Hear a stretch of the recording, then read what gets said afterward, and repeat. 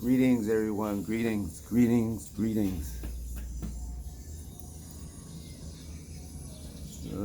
Beautiful day, at least for me. I enjoy the sunshine, the rain, the clouds,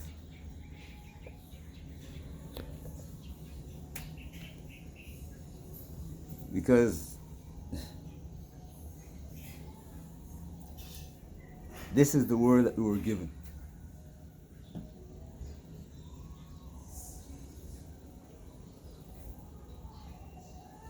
People enjoy work, or at least that's what they state.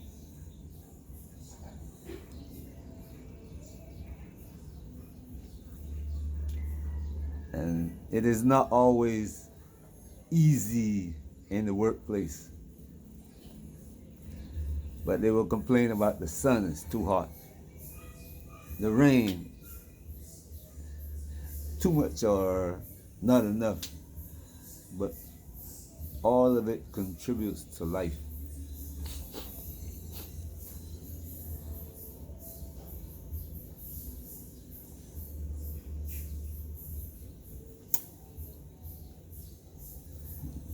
I hope your day is great wherever you are. I know that in some places the stress is growing, but taking a few moments to sit down and watch the sunset or the sunrise before you go to work. Within a few days, a few weeks, you'll see the difference in your well-being.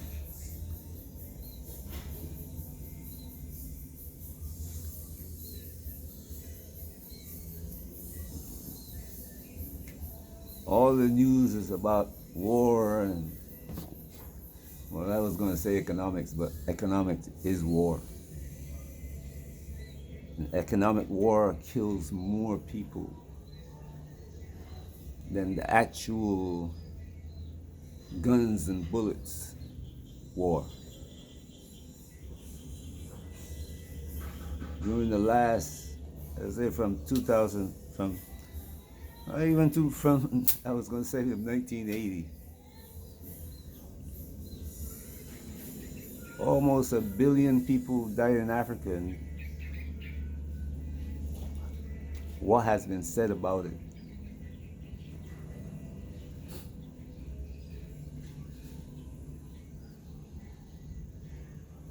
It could have been avoided.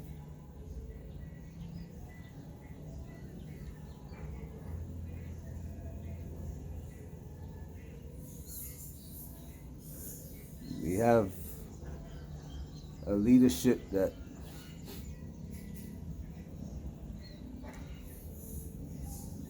sees themselves only as the country. You have the billionaires in the country, and then you have the politicians. The other people are there just to be robbed.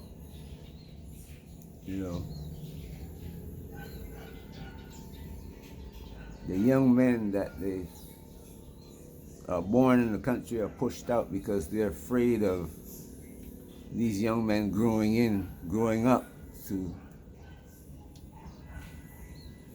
remove them.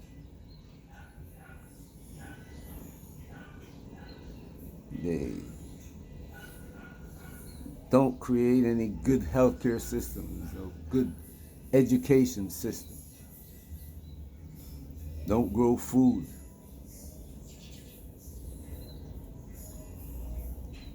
But they have the biggest jets, the biggest palaces, and private armies.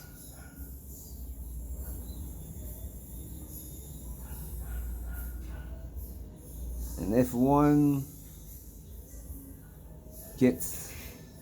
in some country the people get tired of it and overthrow the leadership, the other states in Africa, the leaders there get upset. You see the example with Niger, how the man from Ghana and the man from Nigeria wanted to send their armies in countries that I mean, look at Ghana. It's borrowing money to pay the debt that it couldn't pay. Defaulted on the debt. And now the leader who is begging the IMF and World Bank for money to survive, to pay himself now. Pay his salary and his buddy's salaries. Because that's not to help the country.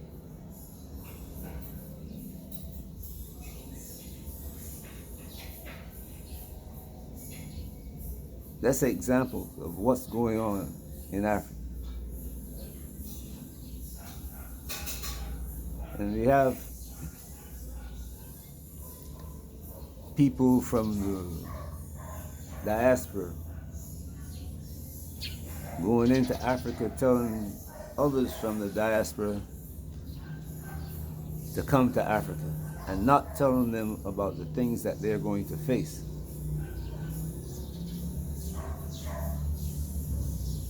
Africa is a beautiful place, yes. But,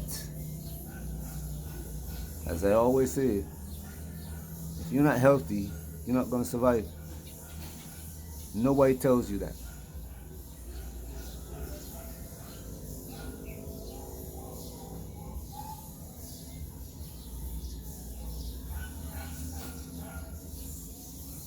All across West Africa,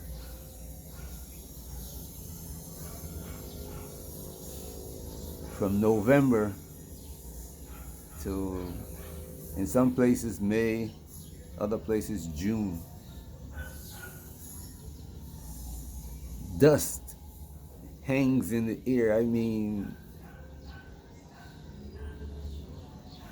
you are breathing this. Smoke, I mean, every form of transportation they have. Trucks, buses, cars, all these old vehicles come from Europe because the Europeans don't want to scrap them, because then they'll have to pay the cost themselves in Europe. So they send them to Africa. Africans go up there and buy them, bring them to leaking oil all over the place.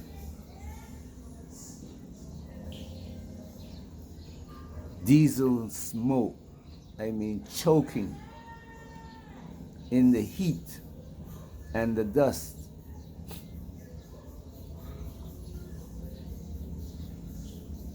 The food, you can't get vegetables unless it's imported from somewhere else. Italy, France, Germany,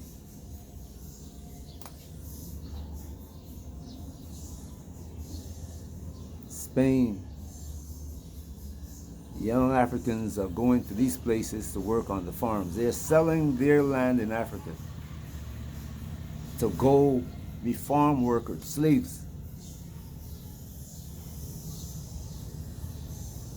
To send money home to build a house for the family.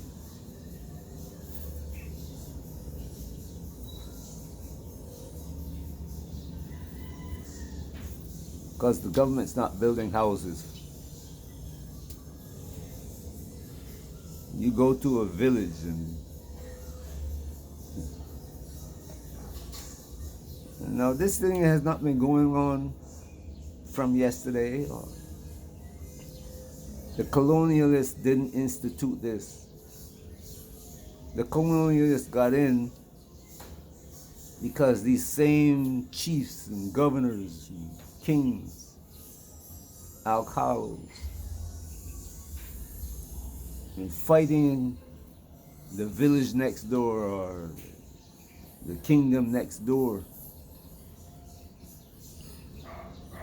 enslaving his fellow.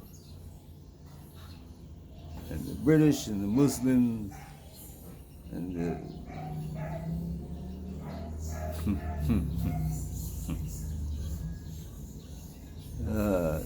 the Dutch,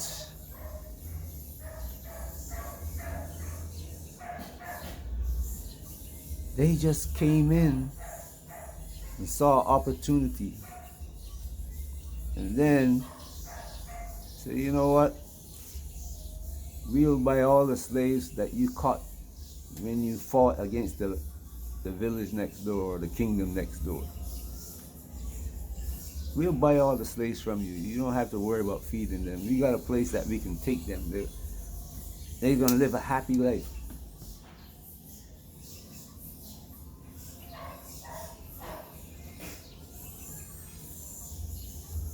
And you still got leaders doing that foolishness.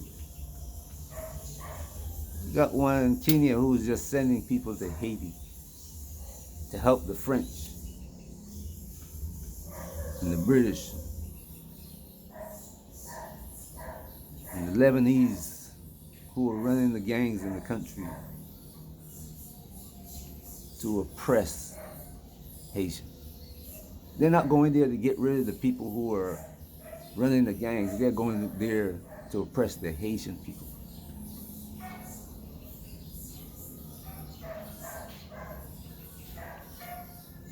You got British, French, American bases all over Africa now. They're springing up, doubling.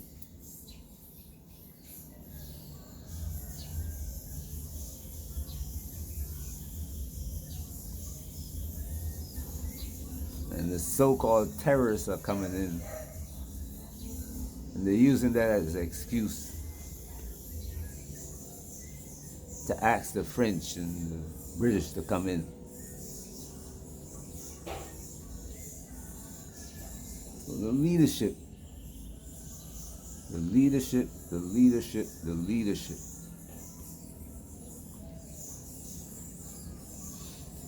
You have diasporans coming back to Africa, and I'm telling you about this. You're gonna come there with your dollars.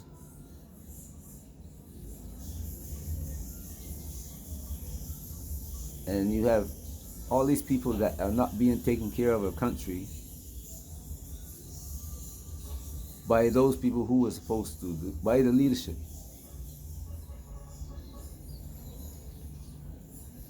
The money that you spend is not going to go to help the country.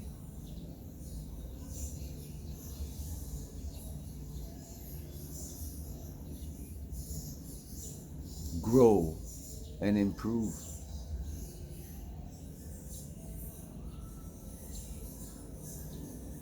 It's not.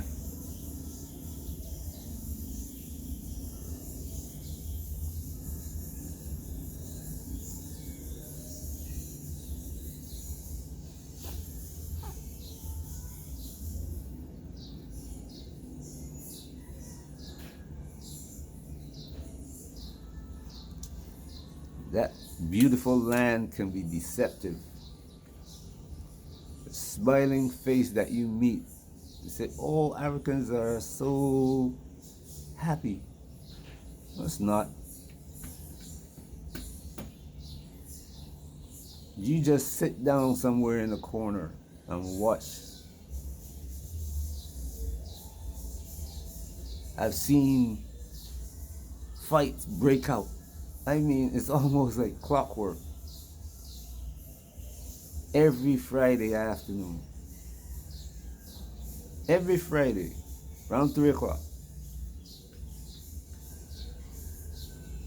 And during Ramadan, it increases.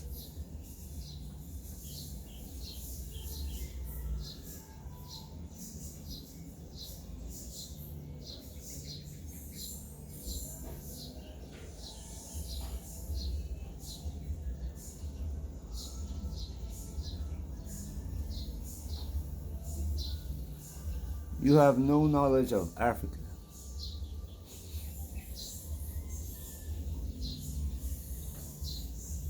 And the knowledge you gain will be gained over time.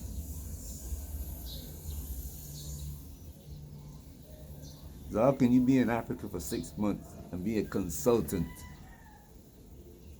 To whom? On what?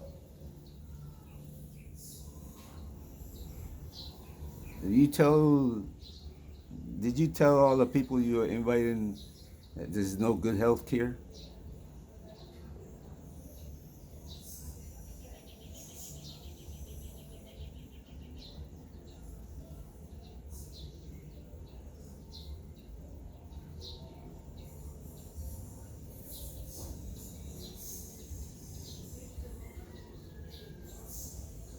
You're talking about, oh, the food is so good. Yeah.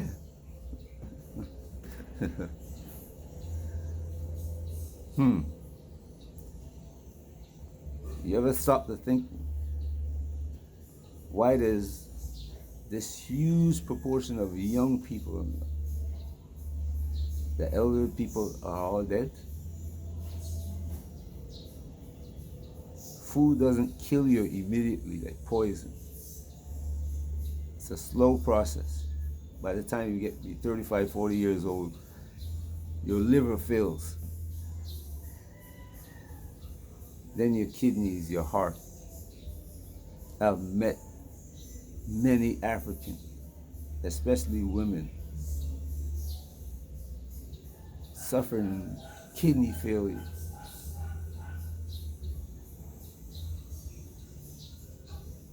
Because of the diet and no health care.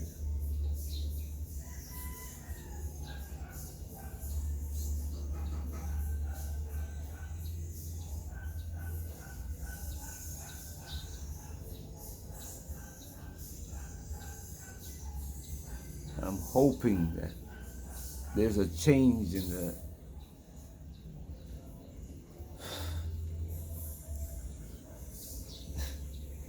next year will be the third year of this war going on in Europe.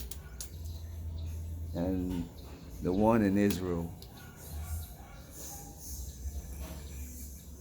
The other day I watched a video with the Prime Minister of Israel talking about how African leaders, because of the scourge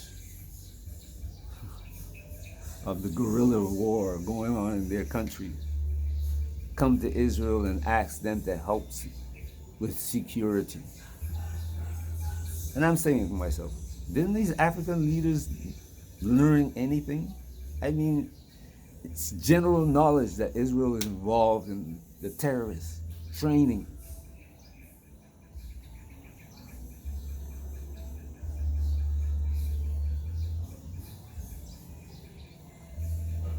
Paid for by Arab nations. Each one of them have their own terrorist group. Same terrorists that come into Africa, brought in by the French and other Europeans. Destabilize the country while they steal the resources. African leaders know this. They know what's going on in the country.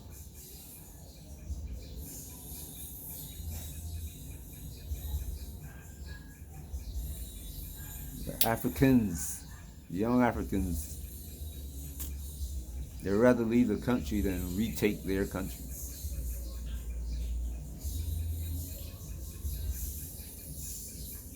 They don't see, they don't feel like they can make change. They don't see themselves as valuable.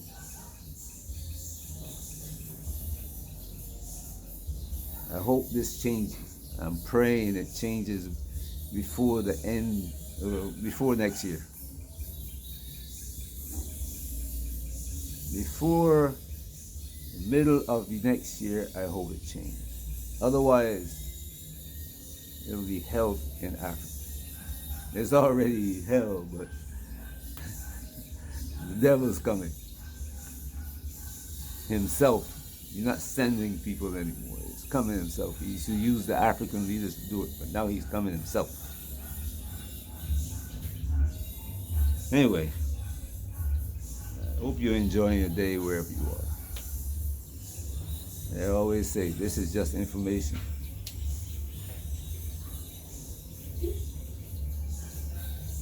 Don't go to Africa with expectations, and then when you get there, your pride get in the way, and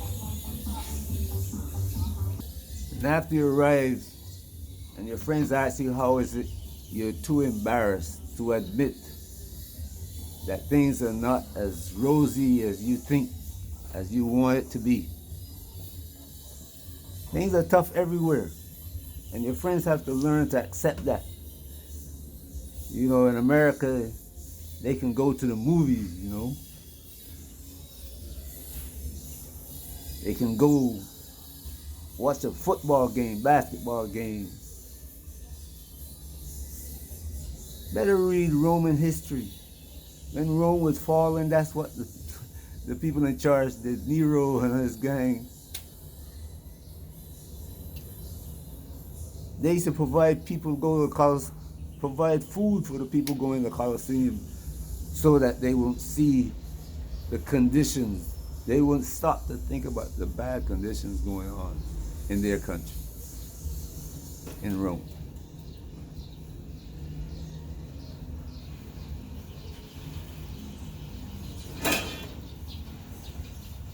All right, peace. Have a great day wherever you are.